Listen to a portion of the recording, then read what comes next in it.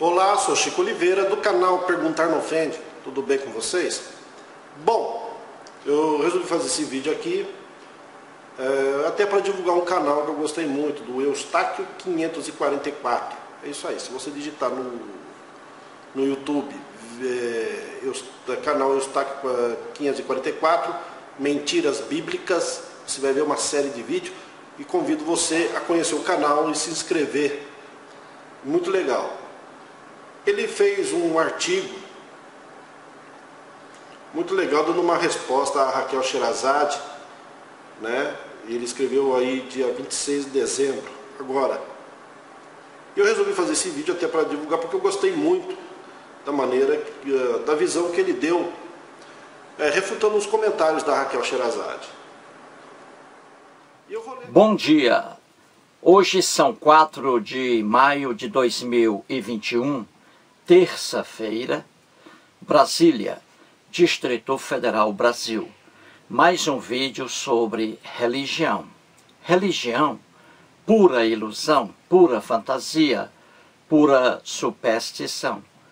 Para esse vídeo, mais uma análise sobre um comentário do cristão Willer Geraldo de Souza. Este o quinto vídeo, analisando textos do Willer.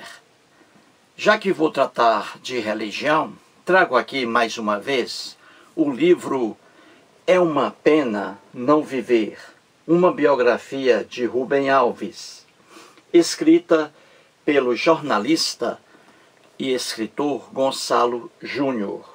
Rubem Alves foi um brasileiro, ele era pastor da Igreja Presbiteriana do Brasil, IPB.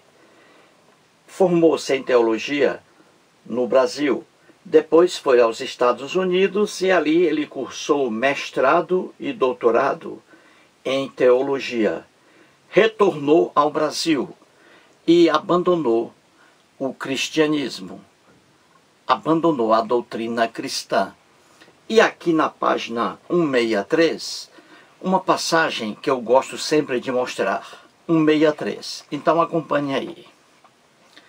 Vamos lá.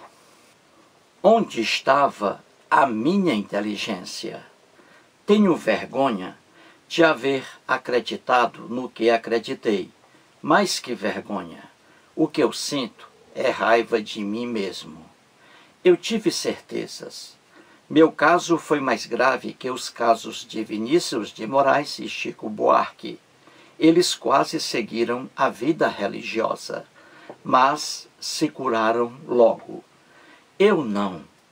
Joguei minha vida inteira nas ideias doidas. Fecha aspas aí. Então aqui o Rubem Alves, mais uma passagem dele, mostrando aí porque ele abandonou o cristianismo.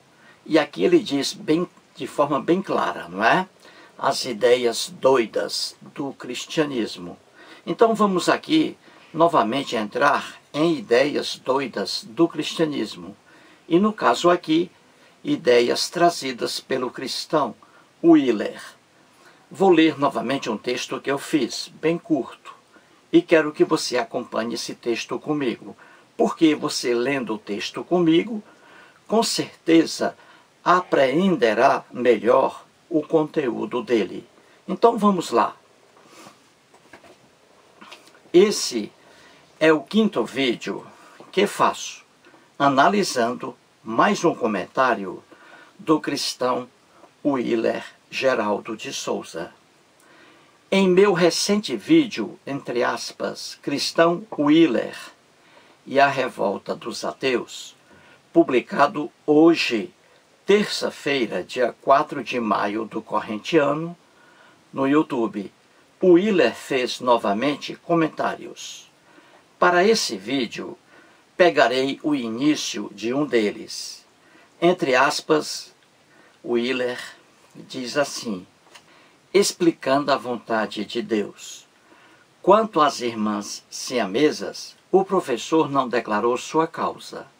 Os experimentos que elucidam possíveis agentes que atuam em divisões celulares, mitose ou meiose, foram retratados em ratos e demonstram o efeito do álcool na segregação dos cromossomos durante a meiose 2.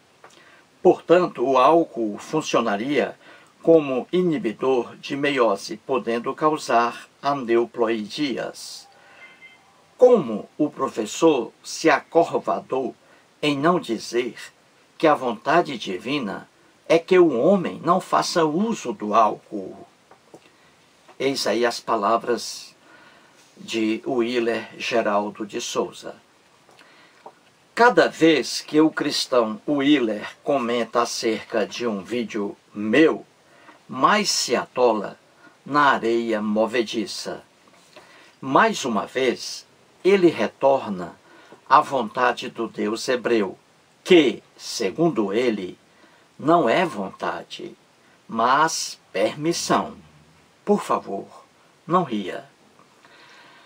Se o Willer fosse realmente um verdadeiro cristão, diria que cada criança que nasce no formato que o Deus hebreu quer.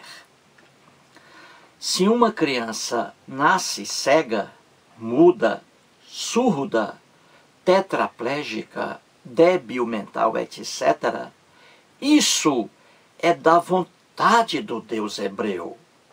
É isso que está em toda a Bíblia, de Gênesis ao Apocalipse. Como isso é uma coisa horrorosa, maluca, o que faz o Willer? Ele, envergonhado, passa a dizer que defeitos em bebês ocorrem por causa dos pais.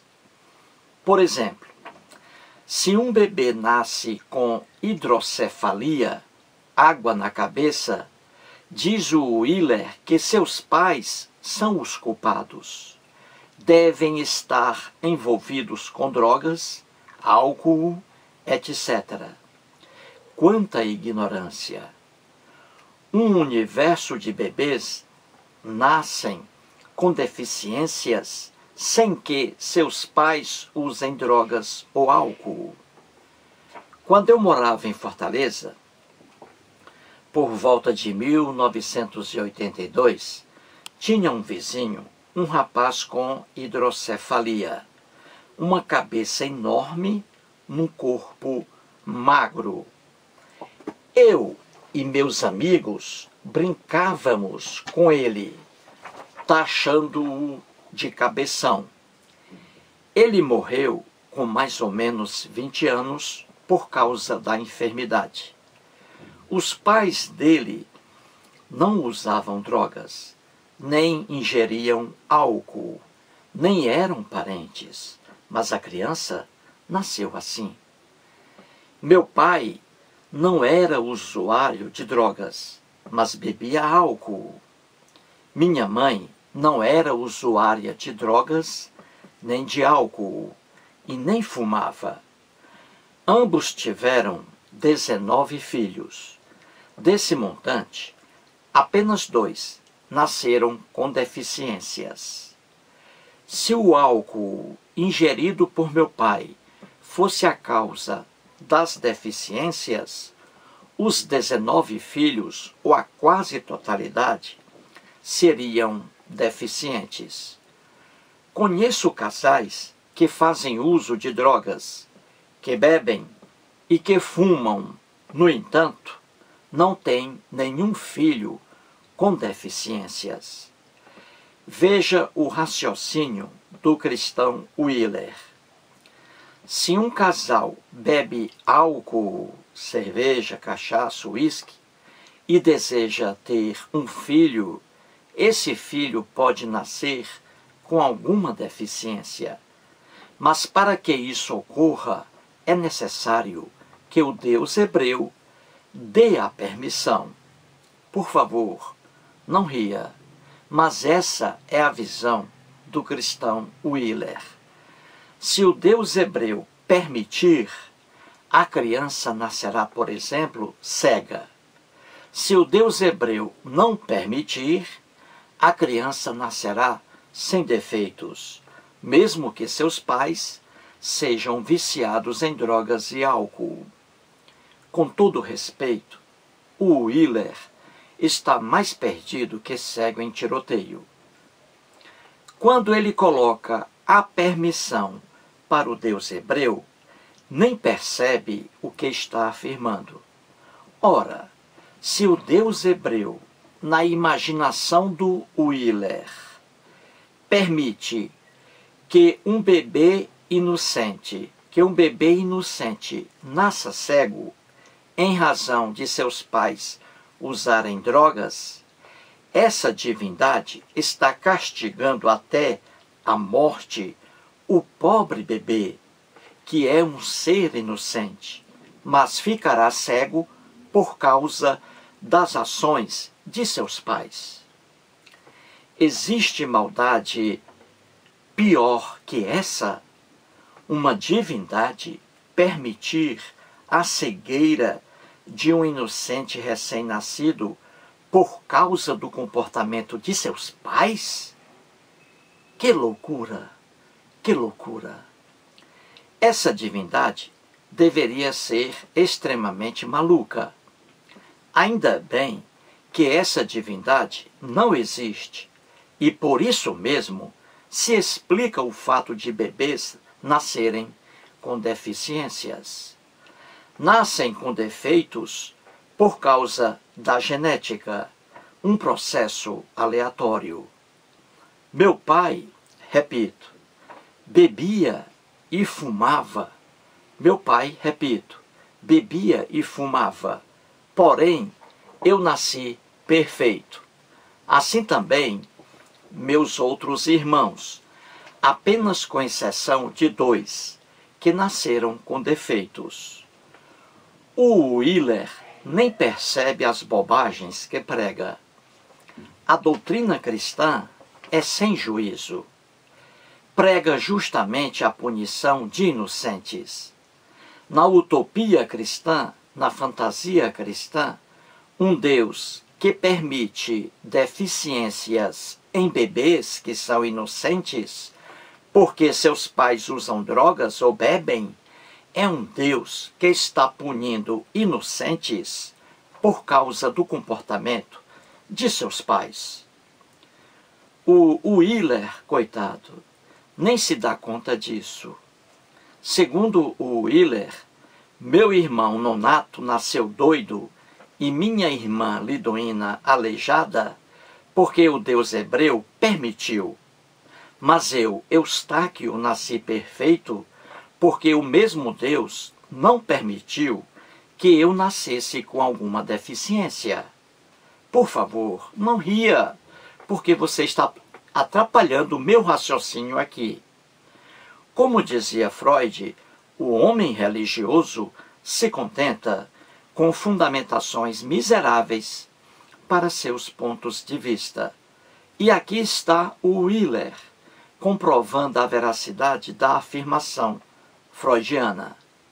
Na verdade, Deus algum existe, Deus algum interfere em nascimentos e mortes. Meus 2 irmãos nascem com deficiência por causa da genética, e eu perfeito por causa da genética.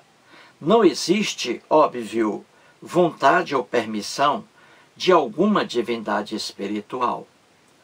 Não adianta o cristão Wheeler tentar modernizar as ideias do cristianismo.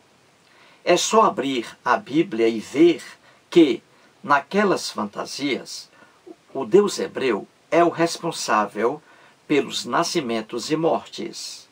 O Deus hebreu, em toda a Bíblia, decide se um bebê nasce cego ou com a visão perfeita. É da sua vontade.